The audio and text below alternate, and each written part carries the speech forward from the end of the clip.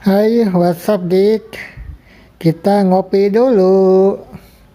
WK, WK, WK. Wah, ternyata kulkasnya kosong, Dik. Nah, kita akan motovlog ya. By the way, ini kita lagi OTW ke Kampung Mawar, Desa Melati. Dan menjelang Agustus ini, ternyata Kampung Mawar Desa Melati sudah agak bersolek ya. Ya setidaknya di bagian gapuranya, di bagian gerbangnya lah gitu. Sekarang ada gapuranya di depan, OTW dibangun. Nah, by the way, ini ada pengerjaan baru ya. Jadi tadinya kan nggak diaspal nih, sekarang udah diaspal nih dan agak sedikit lebar sebetulnya ya. Mungkin ada 20 cm lebarnya. Nah, ini ya hitam begini. Ini baru saja diaspal ya tadi pagi. Dan ini masih agak basah sebetulnya, tapi udah bisa dilewati kok. Nah, tadi kita udah melewati ya Gapura Kampung Mawar Desa Melati. HUT RI ke-80 tahun ternyata.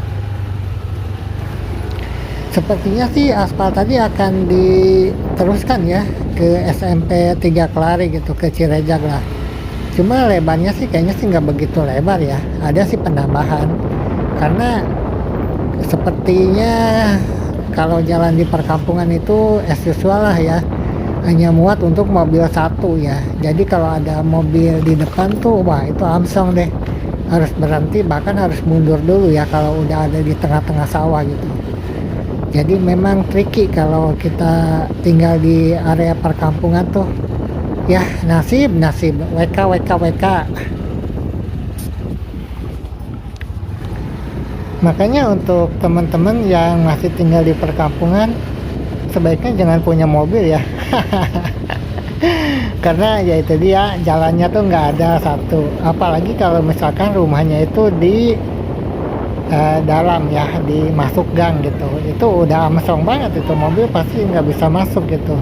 Atau kalaupun bisa masuk itu pastinya menginjak lahan orang gitu ya, menginjak lahan tetangga gitu, yang biasanya sih tanpa izin.